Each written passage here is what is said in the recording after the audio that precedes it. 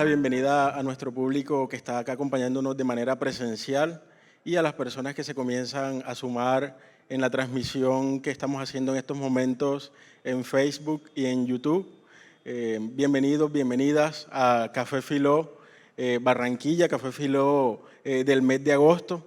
En este mes vamos a estar conversando con el profesor Juan José Pinto. Ya Gladys en un momento nos va a comentar cuál es la temática que el profesor va a estar trayendo a la mesa para reflexionar hoy. Entonces, como ya saben, la dinámica del espacio es que vamos a escuchar la presentación del docente e investigador que nos acompaña esta noche y luego nosotros podemos tertuliar con él, le podemos hacer comentarios, plantearles preguntas y vamos entonces a generar un pequeño debate, una tertulia en torno a las ideas o postulados que él nos presente.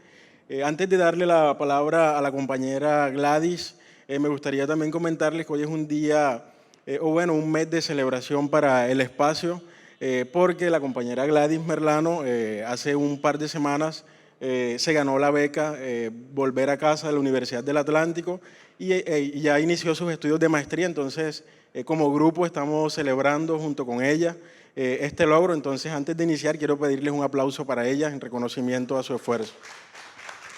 Bueno, Gladys, entonces, felicitaciones nuevamente. Bienvenido al profesor y mil gracias por su disposición. Te dejo acá con el invitado.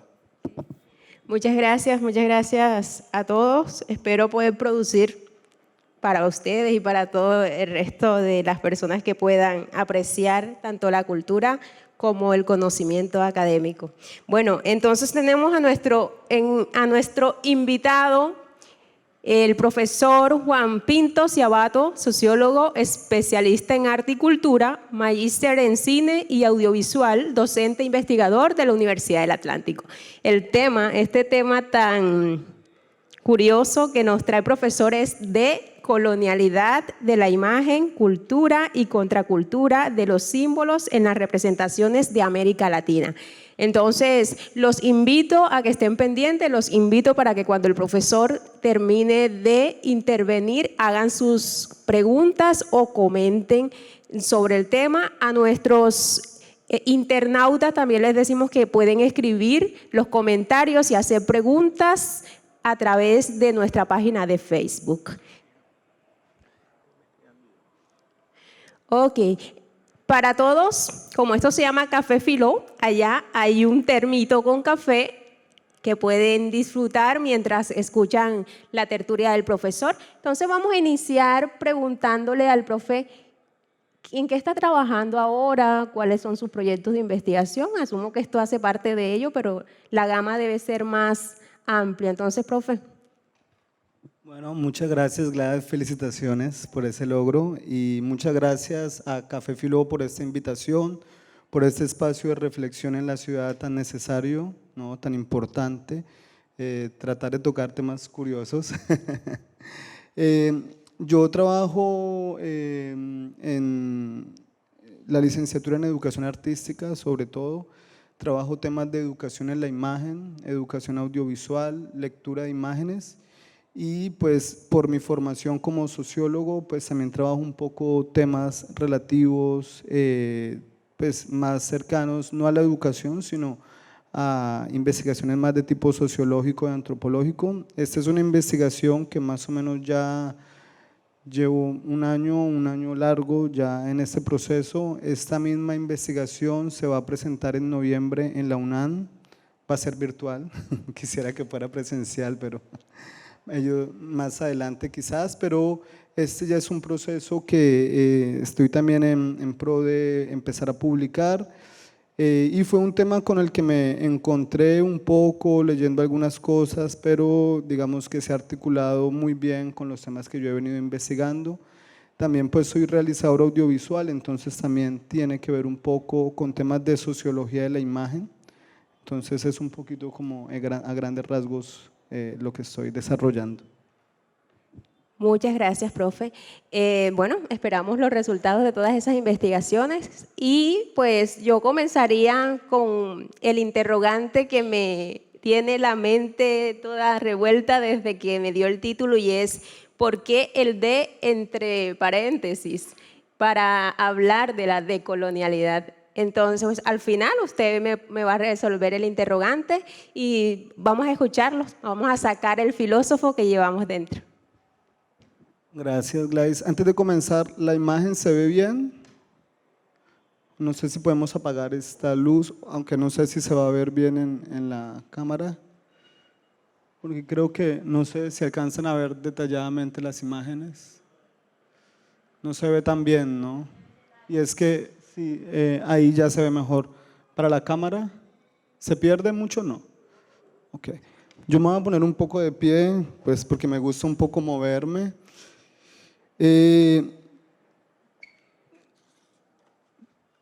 Yo había planteado un título un poco más extenso, pero pues también las investigaciones van tomando como rumbos, ¿no? A veces a uno se le sale un poquito de las manos porque lee otras cosas, porque entiende otras cosas, y de hecho yo tenía planeado algo y al final hubo algunos cambios, la última parte de la conferencia, temas que no tenía como presentes para esta presentación, pero que también yo he venido investigando. Entonces, finalmente la conferencia tiene un tema y es decolonización de las imágenes en América Latina, ¿no? Un poquito, yo había planteado los conceptos de cultura en contracultura, pero creo que finalmente no era tan necesario. Pueden pasar, por favor, la siguiente diapositiva. Entonces, antes de comenzar ya en el tema de la imagen, plantear un poquito o conceptualizar sobre el tema de la colonización. Grandes rasgos es como ocupación por parte de un Estado extranjero de un territorio alejado de sus fronteras para dominarlo administrativa, militar y económicamente y pues también culturalmente, ¿no? Y aquí pues entra el tema de las imágenes. La siguiente, por favor.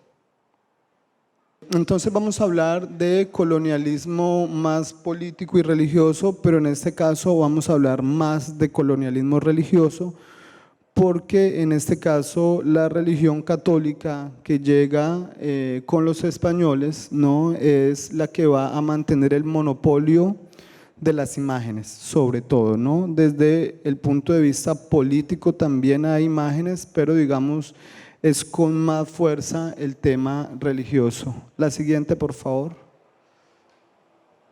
Entonces, el otro tema, ¿no?, a la decolonización va a venir la descolonización, y ustedes se preguntarán por qué es una palabra diferente, ¿no? Descolonización, decolonización. Pero un poco para contextualizar es que los procesos de descolonización se dan después de la Segunda Guerra Mundial en las colonias, sobre todo africanas, y en ese momento el concepto que se adopta para esta independencia política, social, económica, cultural es el concepto de descolonización, pero ya en la literatura un poco más contemporánea se trabaja el concepto de decolonización. De hecho no lleva paréntesis, yo se lo agregué un poquito porque a pesar de que hayamos cambiado de modelo de sociedad, pues el proceso de la colonización sigue presente en la sociedad.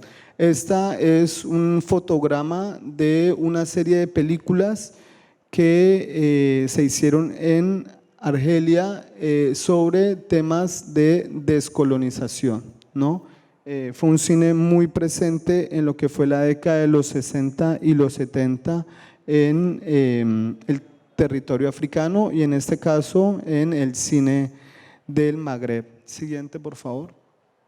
Entonces, por descolonización, un poquito yendo como al primer concepto, por descolonización se entiende el proceso de independización política, económica, social y cultural de una nación que ha sido dominada por un gobierno extranjero, ¿no? Entonces digamos que ya hemos dicho, ¿no?, son procesos de independencia de los países europeos, sobre todo las grandes potencias, Francia, Inglaterra, Alemania, Portugal, en menor medida España, digamos ya en el tema de la colonización un poco más moderna, no yéndonos a cuando siglo XVI llegan los españoles América. Siguiente, por favor. También el término descolonización tenemos que entenderlo. Actualmente se entiende a los procesos de transformación del imaginario social. Y aquí entra un poco más el tema que se va a tratar durante la conferencia, el tema de las imágenes, de los imaginarios, de las imágenes que han estado presentes en nuestra vida, ¿no? Acá hay un mapa que está al revés, como lo conocemos, ¿no? Siempre nos han hablado que el norte, ¿no? El norte es como la vía, el desarrollo, el progreso, la razón, el conocimiento, ¿no? Sobre todo los países europeos, y siempre se le ha catalogado al sur desde una manera de invisibilizarlo, ¿no? De hecho, casi que peyorativamente, ¿no? Ha habido una exclusión en muchos niveles, ¿no? Sociales, económicos, políticos, culturales, cognitivos. Entonces, digamos, la idea es un poco que las imágenes hay que verlas desde otra perspectiva. Siguiente, por favor. Durante la conferencia se van a tocar 6 puntos, ¿no? 6 puntos que yo considero son importantes para hablar del tema de la decolonización de las imágenes. El primero es iconofilia e iconoclastia, ¿no? No sé si ustedes están relacionados con los conceptos. Un poquito para resumir, la iconofilia es el amor o la afición por las imágenes, mientras que la iconoclastia es el rechazo o la ruptura a las imágenes, ¿no? Ahorita vamos a ver, porque esos son conceptos que de hecho tienen un terreno paradójico, porque los seres humanos somos iconófilos e iconoclastas al mismo tiempo. Y ahorita les voy a explicar un poco el tema. Siguiente, por favor. Bueno, puede devolver. Miren la imagen, una imagen muy interesante, ¿no? La primera parte de la imagen, ¿no? Hay un acto iconoclasta, ¿cierto? Se destruye una imagen, pero viene otra imagen, ¿no? Que en este caso, este grupo de personas están haciendo actos iconoclastas e iconófilos al mismo tiempo. Iconoclastas porque hay, ¿no? La destrucción de una imagen, pero iconófilo porque viene otra imagen que es el nuevo poder, ¿no? Entonces se rechaza la imagen del que ya no tiene el poder, ¿no? Ahorita vamos a hablar un poco del tema del concepto de poder en el tema de las imágenes. Entonces, este grupo de personas está haciendo un acto iconoclasta e iconófilo al mismo tiempo, y ahí es donde el concepto de iconoclastia e iconofilia viene a generar unos problemas epistémicos, metodológicos, pero nos ayuda a entender ese tema de la decolonización de la imagen. Siguiente, por favor. Cuando hablamos de iconofilia, no estamos hablando solamente de imágenes religiosas, que es normalmente la referencia que tenemos, ¿no? O iconoclastia o iconoclasia no habla solamente de destrucción de imágenes religiosas, sino ya vamos a ver un espectro totalmente, digamos, que va a tocar imágenes de todo tipo. Y en este caso, ustedes dirán, bueno, ¿por qué imágenes como tan cotidianas? Y es porque todos y todas tenemos amor o afición por algún tipo de imagen, ¿no? Es decir, cuando somos niños nos gusta un superhéroe, nos gusta un programa de televisión, nos gusta un cantante, tenemos la imagen del cantante, no necesariamente hay toda una construcción mental para decir a mí me gusta esta imagen, sino es algo natural, ¿no? Digamos, desde el comienzo de la humanidad hemos estado relacionados con las imágenes, ¿no? Entonces, un niño también, sin tener esa conciencia, digamos, de lo que estamos hablando aquí, evidentemente le gusta una imagen. Y en la medida en que vamos creciendo, por ejemplo, yo les puedo decir, no, a los 15 años a mí me gustaba una banda de rock, por ejemplo, una banda de rock X. En estos momentos ya no, ¿no? Entonces yo era iconófilo con esa imagen de esa banda o con esa música, ¿no? Hablando de imágenes en este caso, pero ya en estos momentos ya yo no tengo como ese amor por esa imagen o por esa música, entonces soy un poco iconoclasta, ¿no? Así como si, por ejemplo, yo estoy con mi pareja, tengo una foto de mi pareja, la guardo, ¿no? Soy iconófilo con esa imagen, pero resulta que nos separamos, se acaba la relación, yo rompo esa foto, yo rompo la imagen, ahí habría un acto iconoclasta también. Entonces, estos conceptos no solo se van a adaptar a términos políticos y religiosos, pero evidentemente donde más influyen. Siguiente, por favor. Entonces aquí el término iconoclastia vamos a entenderlo como rechazo o ruptura a las imágenes, y de hecho a nivel ya de la literatura contemporánea se trabaja el concepto de iconoclasia. De hecho ya el concepto de iconoclastia se está dejando a un lado y se está trabajando más el concepto de iconoclasia, que en esencia es lo mismo, ¿no? Son simplemente evoluciones de los conceptos que también se van dando a partir de las investigaciones. Siguiente, por favor. Para hablar de cuándo empezamos a hablar de iconoclastia o iconoclasia, digamos, como les dije, eso ha estado con la historia de la humanidad, ¿no? Pero digamos que los historiadores digamos, van a buscar los primeros actos, ¿no?, de la historia de la humanidad, y el primer acto significativo donde se empieza a hablar de iconoclastia o iconoclasia es en el Imperio Bizantino del siglo VIII, donde se prohíbe la adoración de imágenes religiosas y se condena la idolatría a imágenes, porque digamos que se establece que no es Dios, sino que es una imagen, y que no hay que adorar imágenes, sino hay que seguir como la figura, no de la imagen, sino del Dios, ¿no? Ahí hay unos debates muy fuertes en el Concilio de Nicea, donde se establece, bueno, adoramos imágenes, no adoramos imágenes, pero ¿cómo tenemos una imagen de Dios? Y también porque hubo varias religiones, digamos, en este espacio donde hay adoración a varias imágenes. Entonces miren lo interesante de esta imagen, ¿no? Quemando imágenes, sobre todo imágenes religiosas. Entonces ahí se da como ese primer momento de iconoclastia. Pero digamos, un momento por favor, actos iconoclastas siguen habiendo, ¿no? El tema de las Torres Gemelas, ¿no? Nosotros viendo en vivo, en directo, un acto totalmente iconoclasta, ¿no? Tumbando el símbolo del capitalismo, ¿no?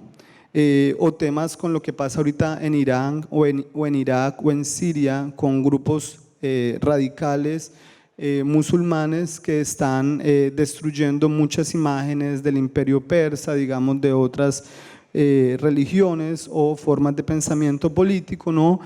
Actos iconoclastas también van a pasar aquí en América, por lo menos lo que fue el año pasado, ¿no? El tema del paro, donde en muchos lugares destruyeron imágenes, sobre todo de Cristóbal Colón. De hecho, no fue solo en Colombia, a lo largo de toda América, ¿no? Desde Canadá a Estados Unidos, hubo actos iconoclastas que en otro contexto quizás llamarían vandalismo, terrorismo, ¿no? Pero hay que hacer la lectura de que son actos iconoclastas, más allá de que estamos o no de acuerdo, ¿no? Digamos, ese es otro debate, pero finalmente son actos iconoclastas. Ahora sí, por favor. El acto iconoclasta, digamos, no va a pasar solamente por una imposición por violencia, ¿no? Digamos, no siempre hay violencia en los actos iconoclastas, también se da por sustitución, ¿cierto? O se va a dar por transiciones, ¿no? Donde no se establece exactamente que el acto iconoclasta se da de una manera a través de un acto violento, sino también hay otros actos de violencia simbólica o transiciones que pueden ser por una mirada cultural. Este meme, ¿no? Me gusta trabajar también con memes, las investigaciones. Me parece interesante porque ahí no se nota tanto, pero atrás hay una imagen de Simón Bolívar, ¿no? Hay una imagen ahí. Y pues estamos en la Casa de Nariño, ¿no? Todo el tema del cambio político, ¿no? Digamos, de una mirada un poco distinta a la cuestión del poder político, ¿no? Entonces aquí pues una persona que no hace parte como de ese círculo económico, social, que es el actual presidente, ¿no? Un poco parodiándolo, ¿no? Haciendo un poco una burla al poder, que me parece que siempre es necesaria, ¿no? Tengamos o no afinidad política, pues el poder debe ser siempre susceptible de burla, ¿no? Porque es que si no ya ahí entramos a temas de regímenes totalitarios o dictaduras. Pasamos, por favor. Entonces, algo de lo que les decía ahorita, digamos, siempre va a haber un conflicto en el culto y rechazo por las imágenes, ¿no? Termina siendo un terreno paradójico, ¿no? Porque por una parte podemos nosotros rendirle culto a una imagen y por otro lado rechazarla. Son formas de idolatría que a la luz de ciertas ideologías son iconoclastas y respecto a otras ideologías son iconófilas, ¿no? Es decir, yo puedo ver una imagen y dependiendo de la ideología que yo tenga, yo la voy a ver mal, ¿no? Yo digo que eso está mal, que es negativo, si es religioso, que hace parte de lo diabólico, ¿no? Mientras que si la imagen está sujeta a mi ideología, pues la mirada no va a ser iconoclasta, ¿no?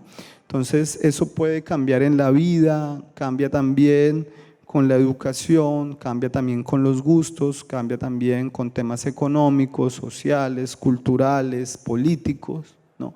Entonces, por ejemplo, digamos, para poner un ejemplo, puede que yo en esos momentos me parece que la figura del presidente está bien, pero pasa algo y pues ya no voy a tener esa misma mirada no iconófila frente a la imagen, por ejemplo, del presidente. Entonces eso puede cambiar dependiendo de ciertas circunstancias históricas o sociales. Siguiente, por favor. Entonces, para hablar de imágenes, hay que tener en cuenta las ficciones entre las imágenes. ¿Por qué? Porque hay guerra de imágenes, hay guerras con imágenes y hay guerras por las imágenes. Les voy a poner un ejemplo con esta foto. ¿Reconocen la foto? Segunda Guerra Mundial, llegada de Estados Unidos a islas de Japón, ¿no? Es una foto que se convierte en icónica, ¿no? Entonces, estos soldados llegan a la montaña, ponen la bandera, y entonces ahí hay una guerra con imágenes, ¿no? De imponer el símbolo, de imponer el ícono, ¿no? En este caso de una lucha armada, una guerra, ¿no? Militarmente hablando, pero en este caso hay un acto iconoclasta que es quitar la bandera de Japón y colocar la bandera de Estados Unidos. Pero al mismo tiempo hay una guerra de imágenes porque de esta puesta en escena, porque es una puesta en escena, sacan una foto y es esta foto que empieza a dar la vuelta al mundo para decir que ya le estamos ganando la guerra a los japoneses. Ahí hay una guerra de imágenes. ¿Entienden? Mientras que Japón le va a decir a sus ciudadanos, va a poner una foto de Japón, ¿no? O por ejemplo lo que pasa en Pearl Harbor, entonces no, nosotros estamos ganando esa guerra. Entonces ahí también hay una guerra de imágenes, ¿no? ¿Quién impone la imagen? La impone el que tiene el poder, ¿no? Eso también hay que tenerlo un poco claro. ¿Y cuáles son las guerras por las imágenes? Las guerras por las imágenes son… por ejemplo, cuando uno va a ver los museos en Europa, está el arte del mundo, ¿no? Entonces, en esos procesos de colonización, de saqueo, roban las imágenes, roban el arte, roban las esculturas y los llevan a los museos de Europa, ¿no? Por ejemplo, algo que pasa cuando llegan los aliados a Alemania, una de las cosas que hace Hitler es esconder en bóvedas el arte que habían previamente robado, ¿no? Y uno se pregunta, ¿por qué en esas bóvedas no meten personas para cuidarlas, sino meten imágenes, ¿no? Porque las imágenes tienen poder, ¿no? Porque en este caso el arte, poseer el arte es poseer un poder. Y por eso en estos momentos uno entiende por qué, por ejemplo, los grandes grupos económicos, no solo en Colombia, sino en el mundo, en el caso de Colombia, por ejemplo, Sarmiento Angulo, que es el dueño del Grupo Aval, es el dueño del Tiempo, Grupo Gilinski, dueños de Bancolombia, son los dueños de Revista Semana. Grupo Santo Domingo son los dueños de Caracol, son los dueños de Blue Radio. Ardila Lule son los dueños de RCN, ¿no? De una cantidad de industrias culturales que producen imágenes. ¿Por qué? Hay una guerra de imágenes y evidentemente van a tener un poco la legitimidad desde el poder político, económico y de visibilidad. Entonces ahí hay una guerra de imágenes. ¿Cómo habría una contracultura? Pues un poco lo que vimos, por ejemplo, durante el paro, Facebook, subir videos, el arte en las calles, ¿no? Los jóvenes se tomaron las calles para pintar murales, ¿no? Entonces, esta guerra de visibilidades se hace a través de una guerra de imágenes. Siguiente, por favor. El segundo punto es la matriz visual de la colonialidad. Y aquí yo dividí algo que yo entiendo como esa matriz visual de la colonialidad. En primer lugar, hay que decir que esta imagen es falsa, ¿no? Entonces ustedes se preguntarán, ¿por qué se coloca ahí si es falsa? Porque ha sido una imagen icónica ya hablando del tema de la evolución de los seres humanos, ¿no? Y esta es la referencia que tenemos de hecho a nivel de imagen sobre la evolución. Y acá hay varias inconsistencias. La primera pues es que la evolución no se dio de esta manera, no es lineal, no es como que hay un eslabón perdido y ese primer eslabón o ese primer primate no es el que llega y es el que se vuelve Homo sapiens. No, eso no funcionó así, ¿no? Digamos, la evolución se da como un árbol, son diferentes ramificaciones, ¿no? Así se da el proceso evolutivo. Y por otro lado, si ustedes notan, los dos últimos hombres, ¿no? El penúltimo hombre tiene rasgos, digamos, árabes, ¿no? Podríamos decir, o rasgos no caucásicos, ¿cierto? Quizás rasgos de origen afrodescendiente, quizás, ¿no? Y el último, ¿no? Que se supone entre comillas que es el más evolucionado, es el caucásico, piel blanca, pelo mono, ojos azules, ojos verdes. Entonces, imaginemos que pues somos un niño indígena, un niño afro y vemos esta imagen, ¿no? Uno se pregunta, ¿y dónde carajos estoy yo entonces? ¿No? Es que no estoy tan evolucionado como el hombre blanco caucásico, nórdico, ¿no? Hay una fuerza en el imaginario, ¿no? Y entonces nos sentimos inferiores, ¿no? El otro es superior, el otro es más importante, el otro es más inteligente, más fuerte, bueno, todo lo que eso conlleva. Entonces hay una primera matriz visual y es como las imágenes van creando unas diferencias étnicas.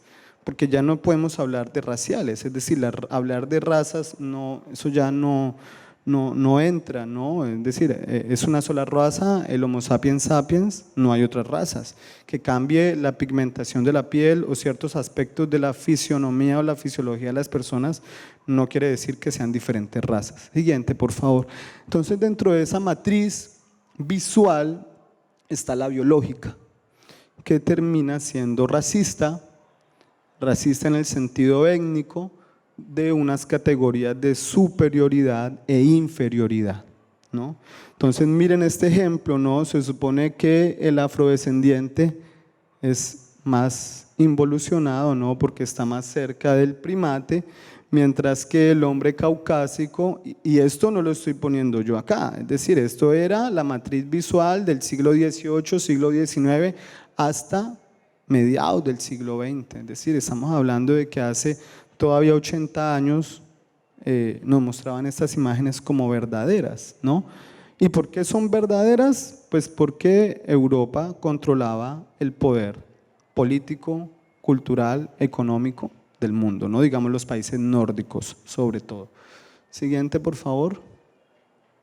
La otra categoría va a ser la categoría, no se ve claramente ahí, pero es civilizado salvaje, ¿no? Entonces aquí vuelve la matriz visual, ¿no? Que habla que el europeo, el hombre blanco, aparte porque muestran solos hombres, no muestran mujeres blancas, están mostrando solo hombres, es el civilizado, es el culto, es el racional, es el lógico, ¿no?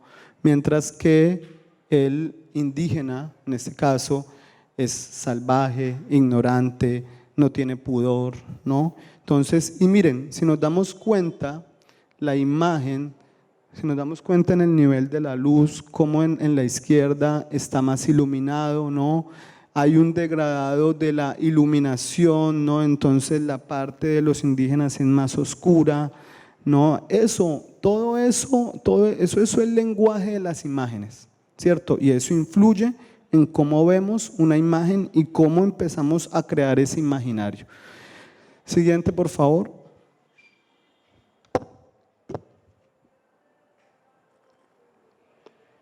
Nuevamente, hombre blanco, salvaje, ¿no? Lo que nos dice la imagen es que, pues, esa primera interpretación de la imagen es que el salvaje está amenazando con un machete al hombre blanco, al hombre del progreso, al hombre del desarrollo, ¿no? Pero lo que no nos cuentan es que un grupo, si no estoy mal, que buscaba minerales, llegó a esa comunidad, saqueó todo, dañó los recursos, dañó el agua, dañó los medios para alimentarse, ¿no? Todo lo que ellos sabían, digamos, como comunidad. Entonces, evidentemente, pues, ese discurso que ya se convirtió en un mito, ¿no? Del progreso, ¿cierto? Del desarrollo, y todos esos discursos están presentes, ¿no? Es decir, cuando no, es que ustedes son bobitos, son ignorantes, acepten el progreso, acepten el desarrollo, ¿no? Digamos, eso ya no se puede mantener, y no se puede mantener por una sola y simple razón, porque hemos destruido la naturaleza. Es decir, ¿cómo mantenemos un sistema político-económico que destruye la naturaleza? Digamos, ya ese discurso del siglo XIX y el siglo XX del desarrollo, del progreso, ya eso no se puede mantener, ¿no? Eso ya, digamos, ya en los círculos intelectuales evidentemente ya se establece que debe haber un fin a esta producción en masa, a esta producción que explota y daña la naturaleza. Siguiente, por favor. La otra matriz, dentro de esta matriz visual de la colonialidad, es la religiosa, y esta es la que más va a pesar en el imaginario de las personas, ¿no? Digamos, es una matriz teológica que está muy cercano a la relación con Dios, o diosa, o dioses, o diosas, ¿no? El cuadro de Miguel Ángel, la creación de Adán, ¿no? Analicemos la imagen brevemente, ¿no? No vemos mujeres, ya, empezando, hay una exclusión, hay una invisibilización del rol de la mujer, así sea blanca, ¿no? Son blancos, son caucásicos, ¿cierto? Entonces ahí hay una relación de superioridad y de que en este caso el hombre blanco europeo es, entre comillas, un semidios, está más cerca de Dios, no, eso es lo que nos habla la pintura, y de que Dios crea al hombre, pero crea al hombre blanco, no crea al hombre afro, no crea al hombre indígena, no crea al hombre mestizo, no crea al hombre blanco. Entonces ahí hay una distinción muy fuerte de colonialidad con relación a las imágenes. La siguiente, por favor. La otra matriz visual va a hacer la política, ¿no? Y aquí yo tomo dos categorías, y es la categoría de centro-periferia, ¿no? Hablar de centro-periferia es hablar de quien mantiene el poder, ¿no? Es decir, desde el centro se dicta el poder y se define la matriz visual de la imagen de la colonialidad. Si estamos hablando de reyes, si estamos hablando de presidentes, si estamos hablando de emperadores, ¿no? Digamos, el que tiene el poder está en el centro y el resto está en la periferia. Entonces las imágenes que van a pesar, o las imágenes a nivel político, es el referente del poder político. ¿Listo? Siguiente, por favor. Entonces aquí vamos un poquito a resumir. Vienen en estos temas de la colonialidad, vienen temas etnocéntricos, es decir, mi comunidad o mi grupo étnico es el que tiene la verdad, ¿no? Es el que define cómo los otros deben pensar, y no me importa lo que piensen, lo que sientan, en lo que crean, sino soy yo, mi grupo, el que define la línea cultural o la cosmovisión cultural de otro grupo por una imposición que puede ser política, militar, ¿no? Económica, cultural, y ahí pues desde el etnocentrismo pasamos al eurocentrismo. Entonces es Europa y posteriormente Estados Unidos quienes van a definir los aspectos, todos los aspectos de la vida del mundo, ¿no? Digamos, en estos momentos todos hacemos parte de una cultura occidental, ¿cierto? Aquí hablamos un idioma europeo, la mayoría de nuestras creencias son europeas, nuestro vestido, ¿no? Lo que leemos, es decir, todo hace parte de la cultura occidental, prácticamente muy pocas cosas hacen parte de culturas ancestrales digamos, en nuestro ejemplo. Y el otro tema es el tema del antropocentrismo, ¿no? Y esto va a pesar mucho el antropocentrismo en el tema de la religión católica que llega a América. ¿Por qué? Porque si una figura es antropocentrista, ¿no? Se parece más a nosotros, obviamente la palabra antropocentrismo, el ser humano en el centro, ¿no? Que durante el cambio de la época medieval a la época moderna fue necesario, digamos, esa figura antropocéntrica, alejarse del teocentrismo, pasar al antropocentrismo, pero esa figura antropocentrista también debió haber sido, digamos, traspasada, ¿no? Y entonces con relación a las imágenes va a haber algo muy fuerte ahí, porque por ejemplo, mientras que culturas indígenas, sus figuras de dioses o de deidades no eran totalmente antropocéntricas, se mezclaban con animales, con plantas, digamos, había ahí una figura que tenía aspectos antropocentristas. Entonces, claro, al llegar los españoles, digamos, con toda su carga cultural, simbólica, pues van a mirar esas imágenes y van a decir que son imágenes diabólicas, que son imágenes negativas, que son imágenes, digamos, que demuestran herejía, ¿no? Y entonces, mientras que, miren, los dos están rindiendo un culto a una imagen, ¿no? La diferencia es que aquí en la derecha se están burlando, ¿no?, de la imagen a la cual otro grupo le está rindiendo culto o lo tiene como y una idolatría, ¿no? Y todo esto se resume en temas de la cultura occidental, ¿no? Digamos, tanto a nivel político como religioso, como lingüístico, como simbólico, pues la cultura occidental es la que impone las imágenes.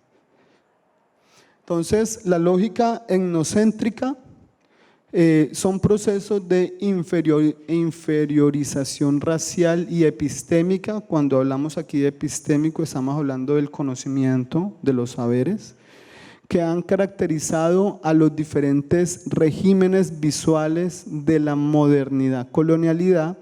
Entonces aquí aparece un tercer componente, podemos pasarla por favor, que es el colonialismo modernidad, ¿no? Digamos, podemos establecer en América el tema del colonialismo hasta la llegada de la modernidad, políticamente hablando un poco, pero no es tan así, ¿no? Digamos, el colonialismo no para cuando se dan los procesos de independencia, cambia, entre comillas, un poco el poder político, ¿cierto?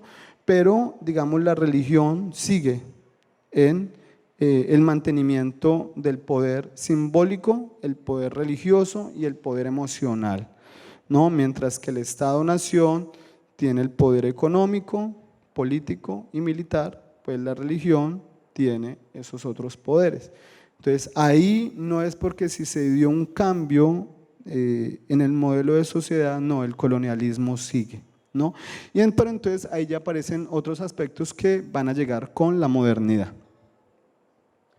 Entonces hay que entender que hay dicotomías y relaciones entre la política y la religión en la relación con las imágenes, y esto ha estado, digamos, casi siempre muy emparentado en el poder. Es decir, el poder político ha estado siempre muy sujeto o muy interrelacionado con el poder religioso, ¿cierto? Digamos, ha habido ahí como una simbiosis y obviamente el poder político, digamos, es el poder regente, debe tener la validación del poder religioso. ¿Cómo? Diciendo que ese emperador, ese rey es enviado por Dios, ¿no? Digamos, ahí viene la referencia, ¿no? Si el poder religioso me dice a mí, el emperador, que yo soy semidios, que yo fui enviado por los dioses o por Dios para detentar el poder, pues ¿quién puede luchar contra eso? ¿No? Digamos, es difícil a nivel simbólico y a nivel de ese poder, ¿no? De la relación con Dios, temas de sangre azul, por ejemplo, que los reyes eran los enviados de Dios para el poder en la tierra, ¿no? Cada emperador va a decir que tiene una relación con Dios o con los dioses que estén en ese contexto.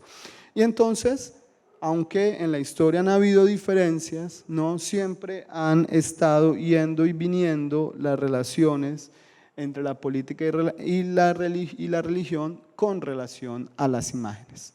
Siguiente, por favor.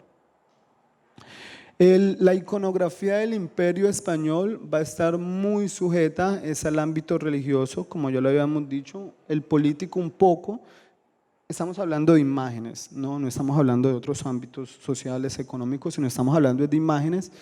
Y el tema religioso va a pesar mucho en el tema de las imágenes de los santos, de Dios, de la Virgen, ¿no? Que se van a imponer como una nueva creencia a los pueblos de América. Entonces aquí hay dos ejemplos muy interesantes, ¿no? Un Jesucristo mulato o trigueño, bueno, mestizo, ¿no? Porque se trata de crear una identificación más cercana, ¿no?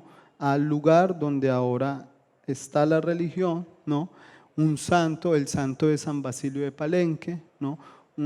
Son figuras sincréticas, ¿no? Son figuras que hacen parte de una mirada, en este caso de la religión católica, pero termina siendo sincrética porque terminan adoptando, por ejemplo, aspectos de la fisionomía del lugar donde se llega a imponer la imagen. Entonces se crea una identificación más cercana en mirar el color de la piel, por ejemplo, de Jesucristo o los orígenes un poquito del santo de Palenque, ¿no? Entonces son ejemplos interesantes para entender cómo no se da normalmente por violencia, sino se da por una sustitución, y aquí es una transición más bien, ¿no? Digamos, se cambia un poquito el santo, se le adapta y ya crea esa identificación. Siguiente, por favor. La religión va a tener algo muy fuerte que se llama la propaganda fide, que es la propagación de la fe, que viene del verbo de propagar la información, y van a haber escuelas dentro de la religión católica que van a tener funciones y objetivos de propagar la fe. Propagar la fe por los medios que sean, ¿no? Si se puede evitar la confrontación bélica, la violencia se evita, pero en muchos casos la violencia estuvo presente. Y entonces dice, como ocurrió durante la conquista, muchos ejemplos señalan un aparente mecanismo táctico, identificación del ídolo, destrucción y sustitución por la imagen. Para poner varios ejemplos, la catedral que está en Ciudad de México está encima de los principales templos aztecas. Muchos lugares que eran lugares para ritos indígenas, en el mismo lugar se quitaba la imagen indígena, se le ponían ropas o vestiduras occidentales y se ponía en el mismo lugar. Entonces ya los indígenas tenían, digamos, un rito ya establecido, ¿no? Había un hábito. Entonces en ese caso la sustitución no se daba por medios violentos o a veces en otras ocasiones simplemente se reemplazaba la imagen. Siguiente, por favor. Entonces miren lo que decía Hernán Cortés, que es el descubridor de México. Él decía, quitar los ídolos y poner las imágenes. Pero quitemos a la palabra ídolo y pongamos la imagen. Entonces, quitar las imágenes y poner las imágenes. Un acto iconoclasta, quitando las imágenes indígenas, un acto iconófilo, colocando las imágenes de la religión católica. Entonces, él, cuando llega a América, es iconoclasta. Entonces, iconoclastas que defienden las imágenes verdaderas. Entonces, ahí es la paradoja, ¿no? El iconoclasta rechaza las imágenes, pero el iconoclasta está buscando la imagen verdadera. ¿Cuál es la imagen verdadera? La que hace parte de su ideología, ¿no? Entonces ahí hay una paradoja un poco, porque finalmente también termina siendo iconófilo, pero con su propia ideología. Siguiente, por favor. Miren un ejemplo acá, no sé si se puede apagar un momentico la luz. Este es un meme que descubrí hace poco en internet. Es decir, eso es de hace una semana, 2 semanas. Tal como esto es de un grupo político en España que se llama Vox, que tengo entendido que es un partido de extrema, de derecha o extrema derecha, pues de derecha, digamos. Tal día como hoy de hace 500 años, una tropa de españoles encabezada por Hernán Cortés y aliados nativos consiguieron la rendición de Tenochtitlán, me disculpan ahí la pronunciación de la palabra, en México. España, está subrayado, España logró liberar a millones de personas del régimen sanguinario y de terror de los aztecas, orgullosos de nuestra historia. Entonces ahí está el meme, somos los malos, ¿no? Claro, porque ¿quién narra la historia? ¿No? Narra la historia el que tiene el poder, un meme muy interesante. Y hay un dibujo que va como en esa doble vía, ¿no? Un poco de decolonización, pero al mismo tiempo un poquito como el tema de la violencia. No quiero entrar aquí al tema de las cabezas, pero de hecho el tema de las cabezas en términos de iconoclastia también ha sido muy interesante, pero no es el caso hoy. El tema de quitar la cabeza, ¿no? Tiene un acto simbólico obviamente violento, pero también tiene un acto de violencia simbólica. Siguiente, por favor. Entonces ya entramos al tema de la modernidad. No vamos aquí a profundizar, simplemente para anotarlo. Entonces el tema de la modernidad desde lo económico, lo político, lo social, ¿no? Siguiente, por favor. En temas políticos, pues el nacimiento de los Estados-nación, ¿no? Con toda la carga simbólica que lleva, la bandera, la patria, el escudo, la geopolítica, ¿no? El orgullo nacionalista, la cultura nacionalista, bueno, todo lo que eso conlleva simbólicamente hablando, que también son actos de colonización simbólica o de imágenes. Siguiente, por favor. Y el otro tema que hay que tener en cuenta en el tema de la modernidad es el nacimiento de la sociedad industrial. Y para el tema de las imágenes va a ser muy interesante porque se da un hito en la historia de la humanidad, y es que ya las imágenes o el arte no va a ser solo original, sino también van a haber copias. ¿Y cómo van a haber copias? Pues está la imprenta, siglo XVI, siglo XVII, está la litografía, siglo XVIII, ¿sí? Y está el cinematógrafo, siglo XIX, cinematógrafo y la cámara, que es de 1850 más o menos, y el cinematógrafo, que es el grabar imágenes y el reproducirlas, ¿no? Entonces, aquí va a haber algo muy interesante que no es el caso hoy, también hace parte de otras investigaciones que tengo, y es el tema de la democratización del acceso a la cultura de las imágenes, ¿no? Esto tiene dos riesgos, un poquito, es la saturación de las imágenes, es digamos la cantidad de imágenes que se producen, pero al mismo tiempo también tiene una ventaja, y es que nos permitió acceder a las imágenes del mundo, y eso también es muy interesante. Siguiente, por favor. Entonces, el cuarto punto es el poder de las imágenes, ¿no? Hitler lo sabía, crea el Ministerio de Propaganda, crean muchas películas, crean noticieros, hacen mucha fotografía, pero ellos entienden esto de lo que pasa en Rusia después de la revolución bolchevique. Ellos también entienden que el cine es el medio para propagar la información, para controlar la información y sobre todo para expandir el fenómeno político, en este caso comunista, y Hitler toma esto, él lo entiende, por eso crea el Ministerio de Propaganda, el cine de propaganda, ¿no? Y él le da mucha visibilidad a su figura, ¿no? La figura del héroe, otra vez, ¿no? El enviado de Dios, el elegido, el Führer, ¿no? El tema de la personalidad, pero ahorita se me va el nombre, culto a la personalidad, culto al cuerpo, ¿no? Siguiente, por favor. Entonces, las imágenes no tienen poder porque sean verdaderas, son verdaderas porque tienen poder. Ahí hay algo muy importante, les voy a poner un ejemplo.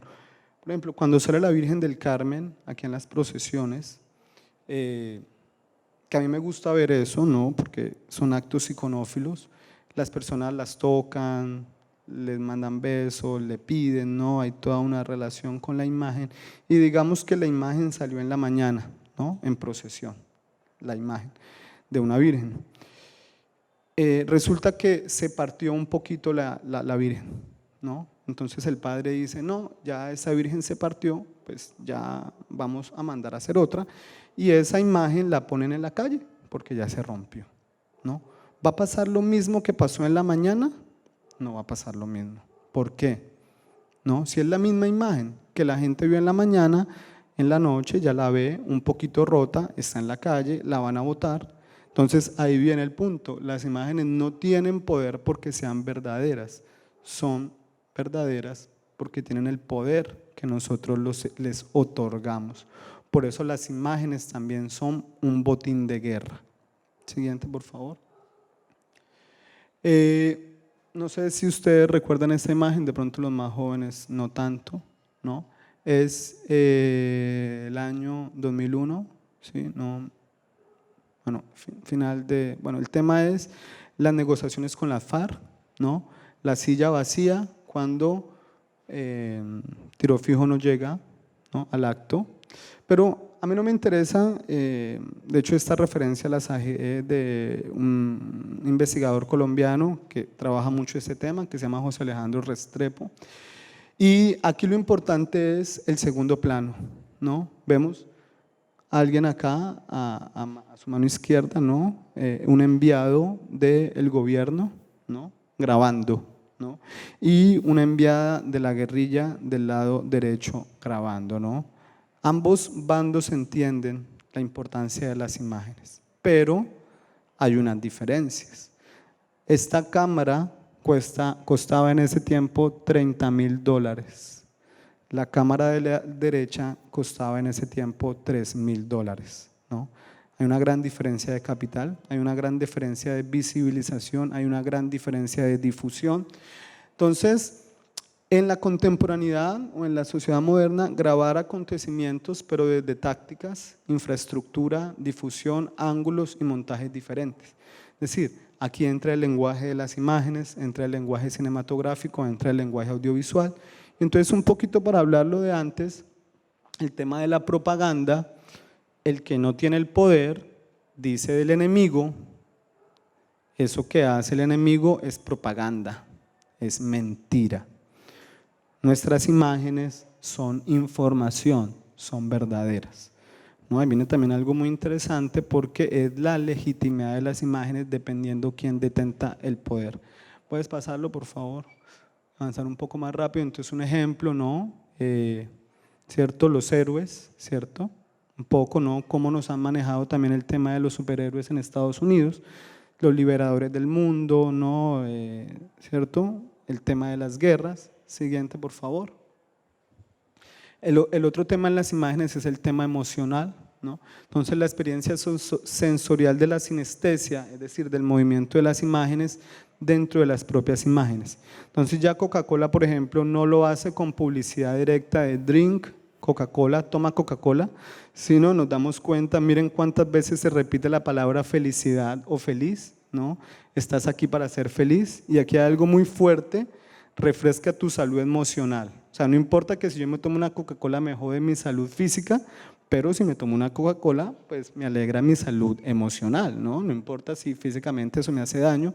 Comparte una Coca-Cola con felicidad. Lo mejor de tomarte una Coca-Cola es poder compartirla, ¿no? Es la cuestión de compartir porque es algo que yo puedo darle a alguien. Entonces miren cómo manejan toda la emocionalidad en el tema, en este caso, de una bebida. Otro ejemplo, ¿no? El tema de las banderas, ¿no? En un museo en Francia yo vi algo muy interesante, no quiero aquí extenderme mucho, y es el tema de la realidad y la incertidumbre, la imaginación es certidumbre. En el museo estaba de un lado la película de Georges Méliès de 1905, Viaje a la Luna, ¿no? Basado en el libro de Julio Verne. Eso sabemos que es ficción, ¿cierto? Pero digamos que nos dejamos llevar por la historia y le terminamos otorgando veracidad. Mientras que la realidad nos genera incertidumbre. Del otro lado del museo estaba la grabación del Apolo 11, de cuando llega a Estados Unidos aparentemente a la Luna. Entonces esa realidad nos genera incertidumbre, ¿no? Muy interesante en el tema de las imágenes. El quinto punto son los giros decoloniales, y aquí tengo que, ojo, no se trata de hacer otro acto iconoclasta, ¿no? El giro decolonial, ¿qué es? El giro decolonial, y aquí ya entramos a la propuesta, es aceptar todas las imágenes, aceptar un diálogo horizontal entre las imágenes, aceptando también que nosotros tenemos raíces, otro tipo de raíces, y que también debemos darle, ¿no?, una importancia a las imágenes que hacen parte de nuestro territorio y de nuestra historia ancestral, ¿no? Se trata un poco la propuesta de eso, no se trata de negar la imagen de la Virgen, no se trata de ser iconoclastas, porque hay muchas personas y la misma sociedad pues en una creencia muy fuerte, ¿cierto? Sino se trata también de abrir otras posibilidades con las imágenes. Siguiente, por favor. Entonces, un poquito para resumir, la colonización es una máquina de cosificación que arrasa con las culturas colonizadas, con su espiritualidad, sus modos de creación y curación. La colonialidad del ver debe entenderse como una maquinaria heterárquica. Cuando hablamos de heterárquica, es que está en todos los niveles, ¿no?, que se expresa a lo largo de todo el capitalismo. ¿Qué se busca? La relación entre los estudios visuales y las emergencias de los comportamientos decolonialistas en el caso de la mirada. Aquí hay dos ejemplos interesantes. La figura grande es una figura de Star Wars, del Señor de los Anillos, que una señora veneraba como si fuera un santo, y la imagen de la esquina es como una fotico pequeña de la película Star Wars, que una señora también veneraba como si fuera un santo de la religión católica, ¿no? Entonces, al final seguimos son prototipos físicos más que de pronto el conocimiento de pronto en este caso de un santo o Jesucristo. Siguiente, por favor. Entonces, un poquito para también empezar a reivindicar las imágenes nuestras, ¿no? Chiribiquete, una muestra por dejar huella, una impronta, eso va a tener una connotación mágica y también cultural, política, espiritual, si se quiere.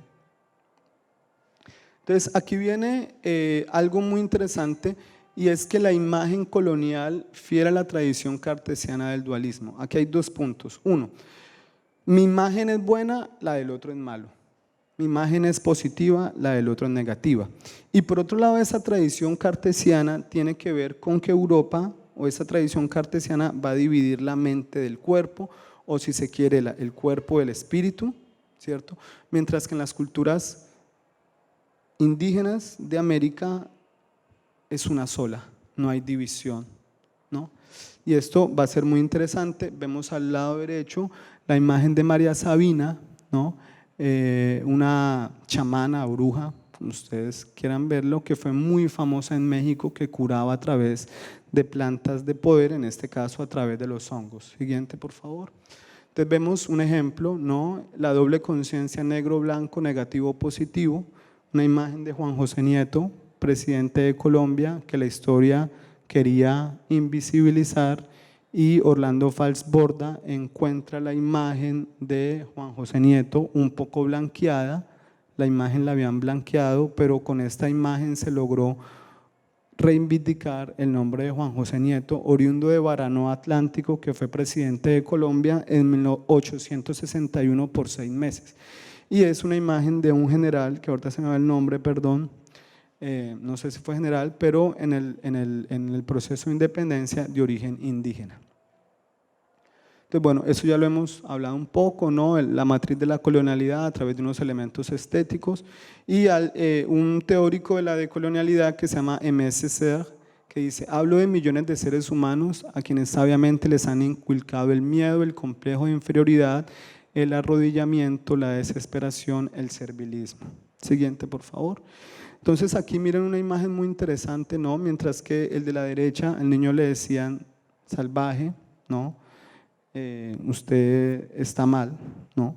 Pero vivía con la naturaleza, en equilibrio con la naturaleza. Al lado, el niño con una imagen de la naturaleza, pero con la naturaleza atrás destruida. Entonces, Derek Jarman, que es un cineasta, dice: la imagen es una prisión del alma, tu herencia, tu educación, tus vicios. Casi que las imágenes definen nuestra vida, cómo nos comportamos, cómo pensamos. Y Hubert Reeves dice algo muy interesante, que lo quise traer a colación: el hombre es la especie más insensata, venera a un Dios invisible y masacra a una naturaleza visible, sin saber que esta naturaleza, perdón, ahí faltó un poco, sin saber que esta naturaleza que masacra es el mismo Dios que él venera. Siguiente, por favor. Unos ejemplos, ¿no? Un cantante de Radiohead, Björk, una cantante también. Y este cartel que me pareció muy interesante, ¿no? Papá Noel no existe, en Navidad recibimos al niño Jesús, ¿no? Actos de colonialistas, de iconofilia, perdón, de iconoclastia y al mismo tiempo iconófilos, ¿no? Siendo que ambas figuras vienen de Occidente, entonces hay un ocularcentrismo occidental. Siguiente, por favor.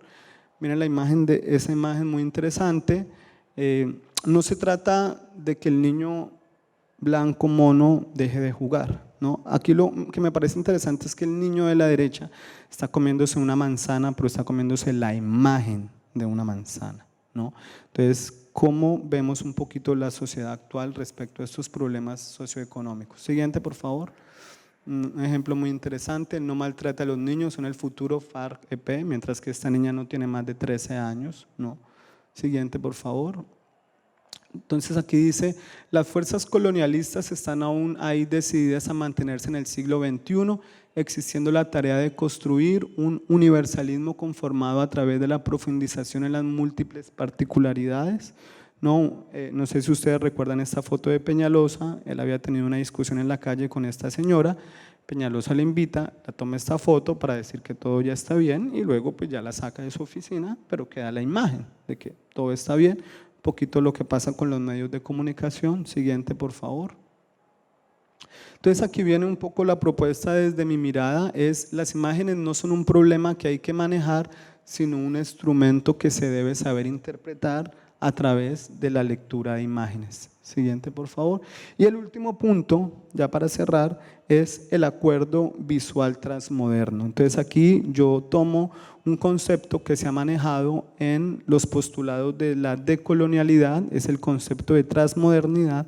Y el concepto de transmodernidad es muy interesante porque lo que propone es, de algún modo, reconocer, digamos, todos los pensamientos, reconocer todas las ideologías, en este caso reconocer todas las imágenes.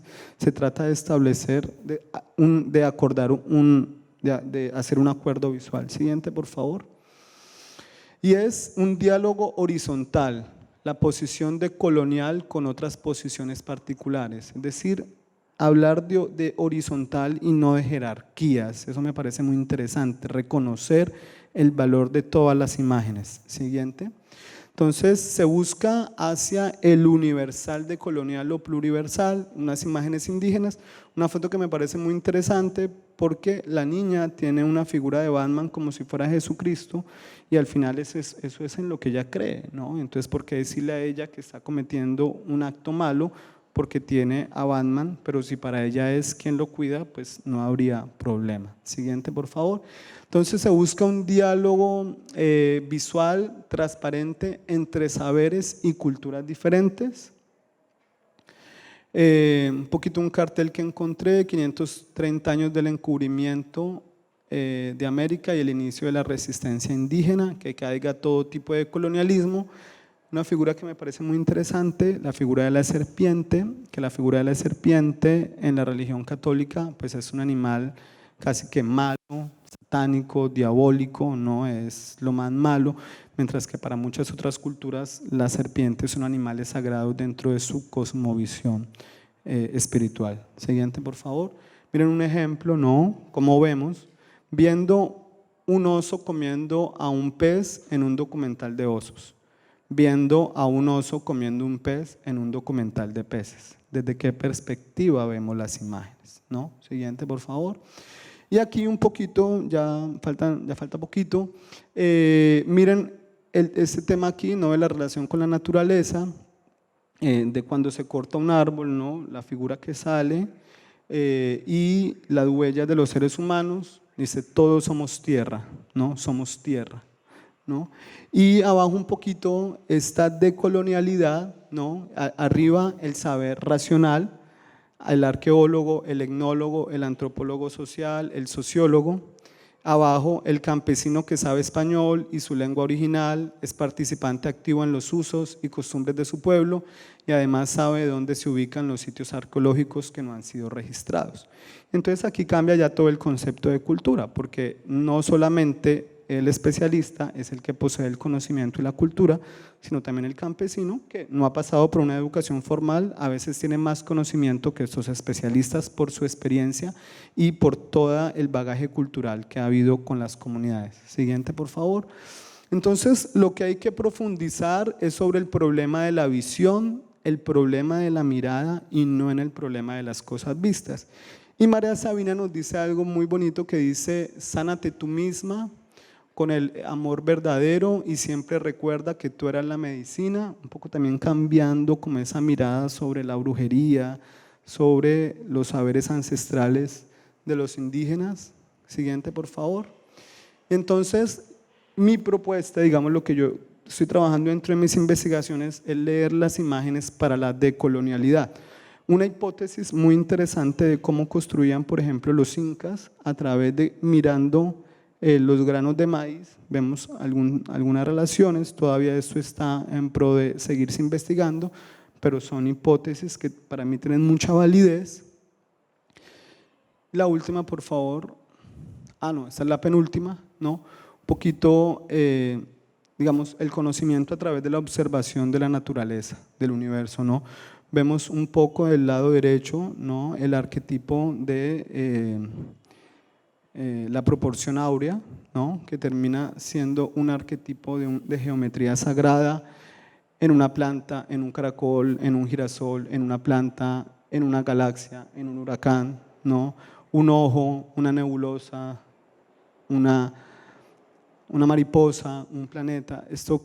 Esto lo planteaban los indígenas, ¿no? Digamos, aquí no estamos estableciendo nada nuevo, esa relación con la naturaleza, lo que ellos observaban. Ahí hay un conocimiento muy importante que es el conocimiento desde la decolonialidad. Y para cerrar, dice afinar la vista para que la imaginación despierte, ¿no? Es una propuesta simplemente, eso yo no lo tenía pensado para la conferencia, pero también son cosas, experiencias que yo he venido teniendo y que siento que hay otro conocimiento y otra información que debemos valorar. Entonces, les agradezco mucho su atención. Muchas gracias por la invitación.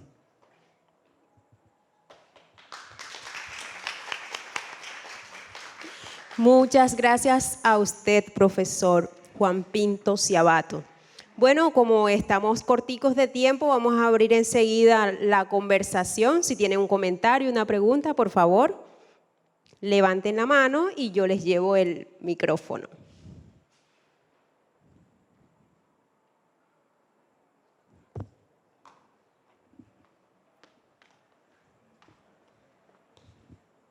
Ahorita tú pusiste una imagen que estaba como lo que vendría siendo un santo, de los que uno conoce, y había otra imagen que era como, me imagino, un dios azteca. Y una era, pues obviamente un humano, y la otra era una figura pues basada en formas geométricas, no sé en qué estará basado. Entonces a mí me inició la curiosidad de qué consideras tú si la forma de utilizar las imágenes para propagar el poder occidentales, bueno, nosotros también somos occidentales, sino más bien eurocentristas, son el término que conocí hoy fue antropocéntricos, son más antropocéntricos, ¿cierto? O sea, si consideras eso basado en toda la imaginología que manejaban las tribus pues, tradicionales y oriundas del territorio latinoamericano y americano, que estaban como bastante distorsionadas a lo que uno podría considerar hoy más basados en la realidad. Entonces, no sé qué opinión te merece a ti esa distinción entre unos y otros. Es que hay un tema y es cómo los dioses se parecen a nosotros, ¿no? Digamos, y dentro de la religión católica evidentemente hay un antropocentrismo, dentro de otras religiones también, no quiere decir que solo sea la religión católica. Entonces eso tiene que ver con procesos de identificación y de proyección, ¿no? Pero en otras culturas, digamos, habría que preguntarse de dónde nacen esas imágenes, ¿no? De esa relación entre la naturaleza, con los animales, animales totémicos, o figuras antropocéntricas que de pronto tienen alas, ¿no? Digamos la mitología griega, por ejemplo, el Minotauro también, siempre hay como todos esos aspectos de relación con los animales. Y dentro del discurso y el relato de la religión católica, lo que se establece es que lo que no es antropocéntrico no hace parte de Dios. Y es brujería, son demonios, son diablos, son figuras negativas, porque no se parecen.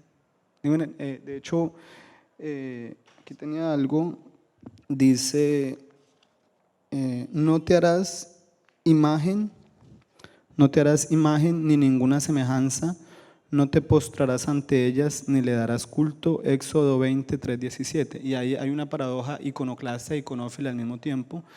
Y yo creo que el hecho de manejar el antropocentrismo es un poco para descalificar las deidades o los símbolos de las culturas indígenas y presentarlo como brujería, presentarlo como malvado, presentarlo como demonios, ¿no? Digamos, hay ahí una cuestión también muy fuerte y es más fácil tener un relato desde una figura o desde una imagen antropocentrista porque uno se va a sentir más identificado que de pronto con esa figura indígena que uno dice que es, figuras geométricas, es un animal, pero digamos, son mezclas, ¿no? Finalmente, si uno entiende ahí, son mezclas entre la naturaleza, los animales y los seres humanos. Yo creo que ahí uno puede encontrar un tríptico de estas imágenes indígenas, ¿no?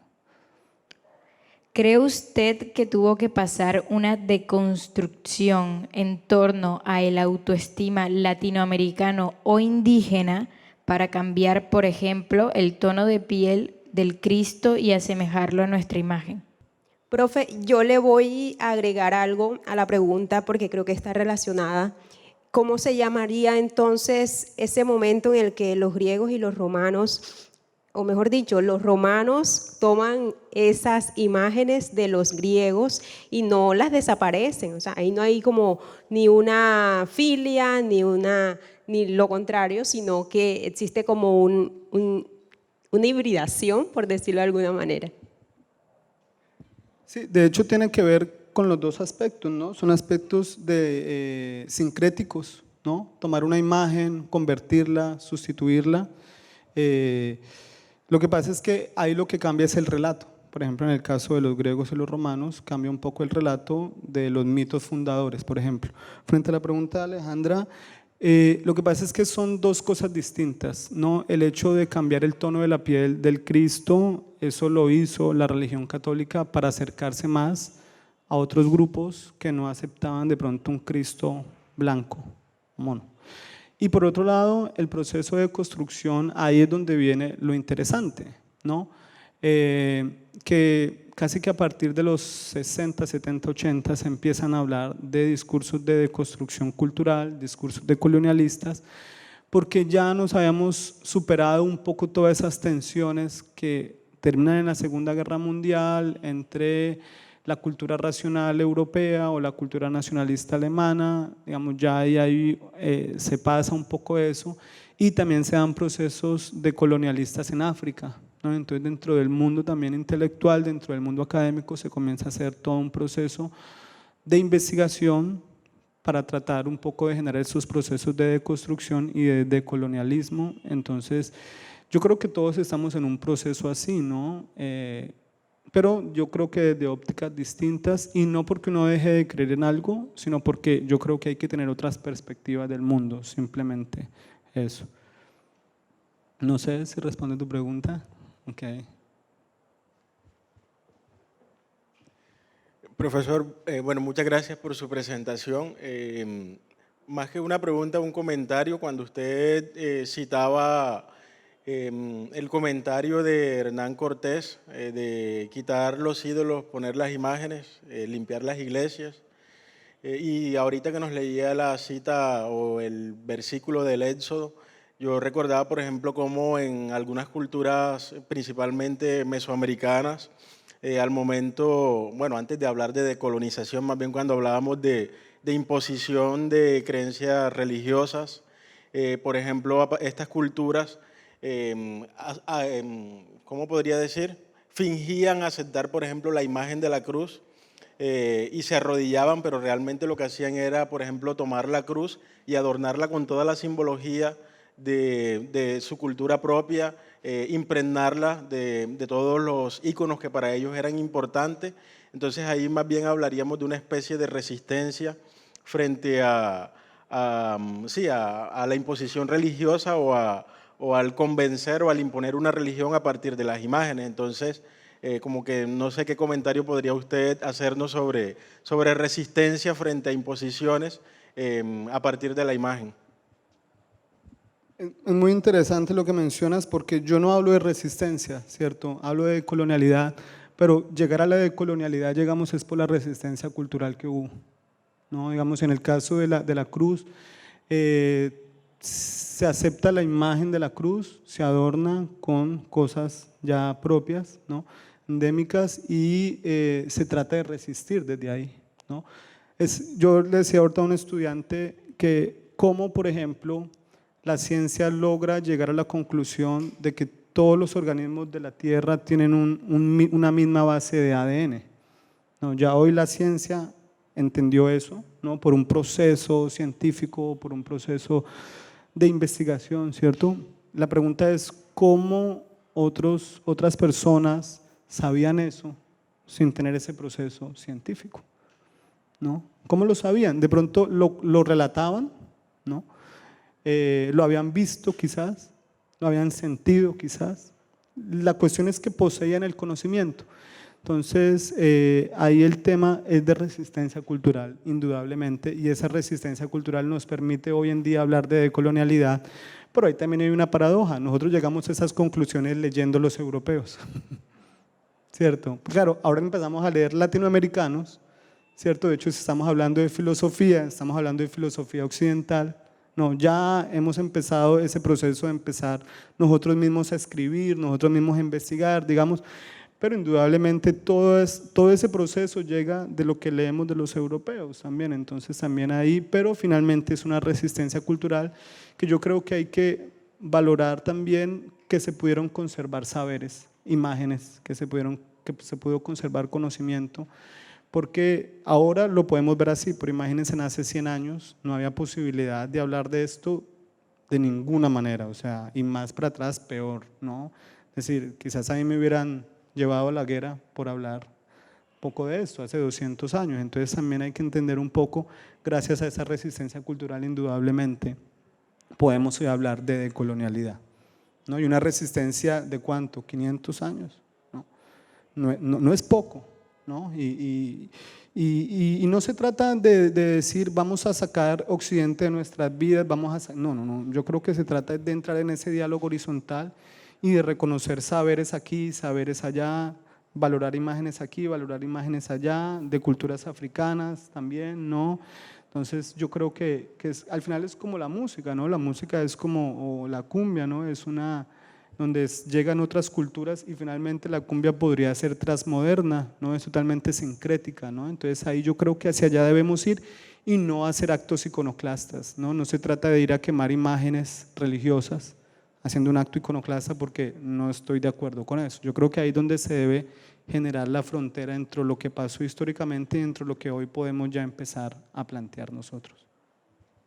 Juan José, es que yo quería plantear que hoy no hemos perdido en ningún momento todo esto que tú has planteado, porque mira que ahora que se presentaron estas nuevas elecciones, este cambio de gobierno, pues nos aparecieron imágenes que vivimos los dos procesos que tú acabas de plantear, el de rechazar una serie de imágenes como por ejemplo la vicepresidenta de Colombia, y cómo aceptamos con mucha amabilidad y con mucho gozo, yo creo que la gran mayoría de los colombianos aceptamos a Francia Márquez, que en realidad es una imagen que rompió con muchos esquemas tradicionales, esquemas incluso colonialistas que venían desde el momento en que entran las negritudes al país. Otra de las imágenes muy fuertes que me parecieron a mí fue la cantidad de población que llegó a la Plaza de Bolívar, porque en realidad fue una imagen que se proyectó y que también fue un símbolo muy fuerte para la élite colombiana. Pues yo lo leí de esta manera.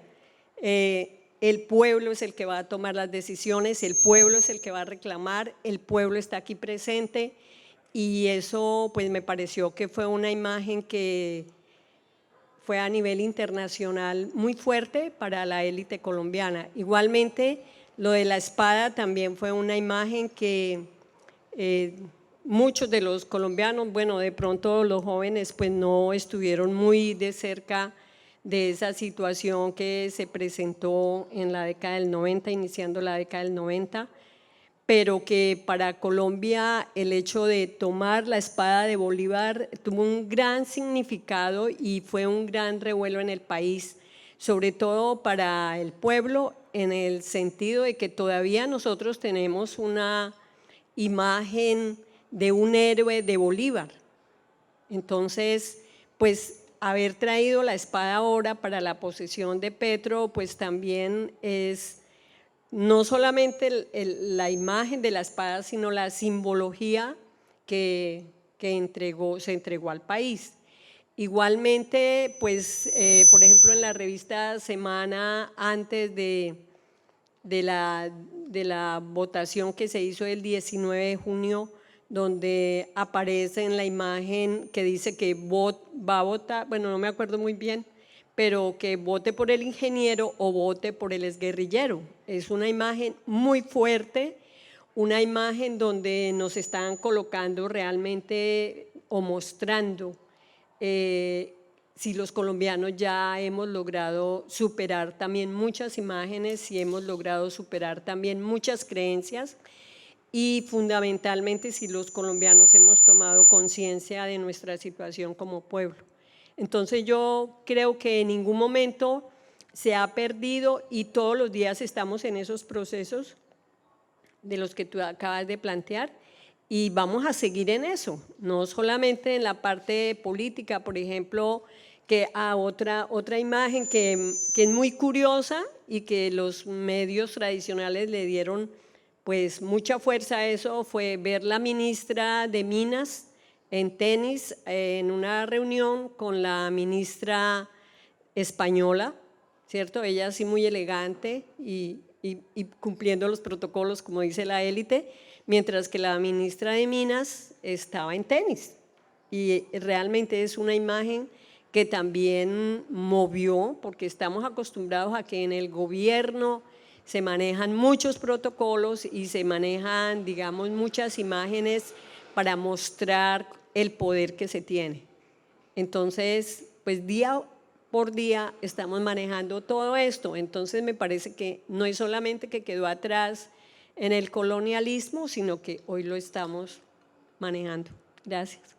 Profe, y también con relación a lo que usted dijo hace un momento, de que no estaba de acuerdo con que tumbaran las imágenes y, bueno, como cambiar o opacar un poquito o la historia tal cual nos las cuentan. Yo estaba pensando, yo tampoco estoy de acuerdo. A mí me encantaría que cuando está Cristóbal Colón esté todo el panorama y se explique como intentando ser lo más fiel posible a lo que sucedió en ese momento.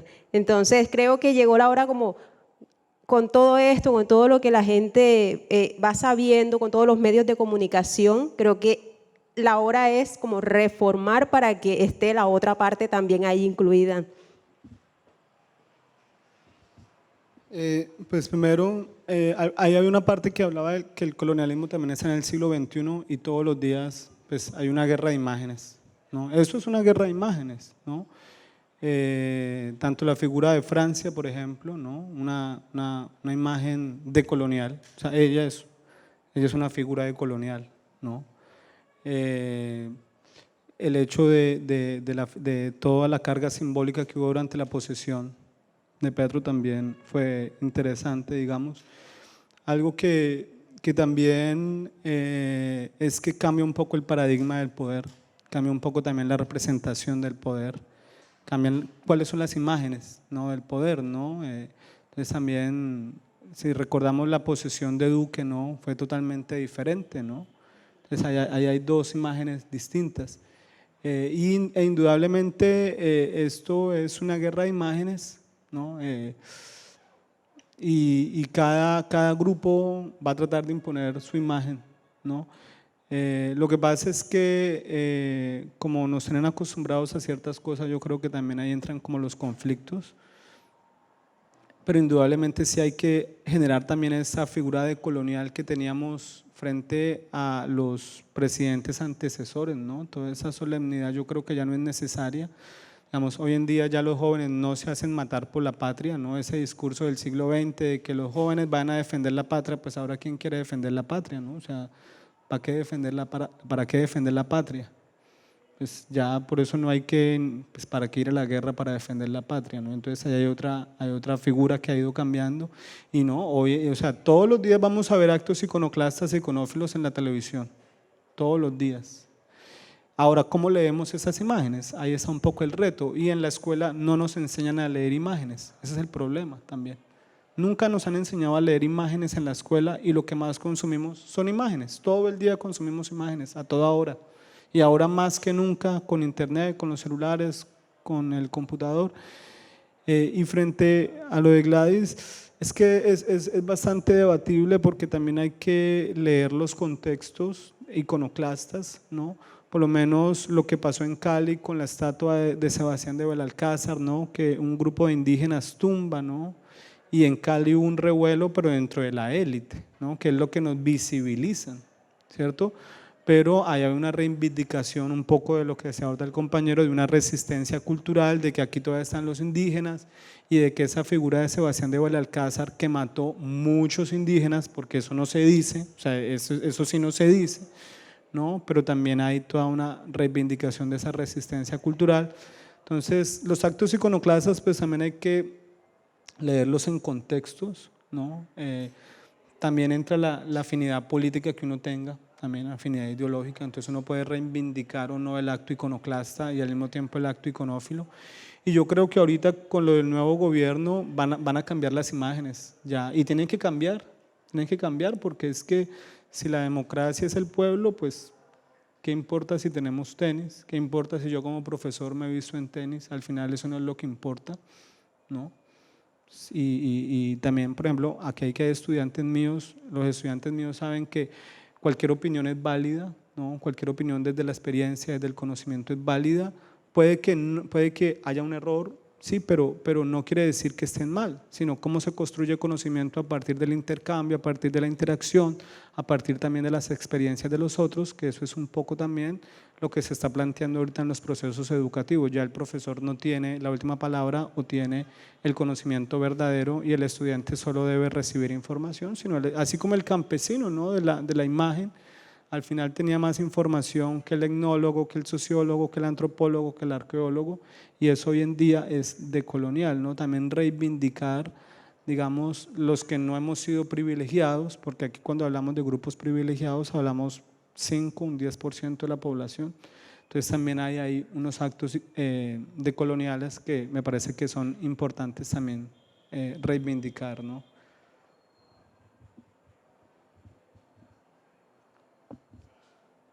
Bueno, ¿no tenemos más preguntas? Ok, entonces eso ha sido todo por esta noche. Agradecerle al profesor, muy buena esta participación. Un aplauso para el profesor.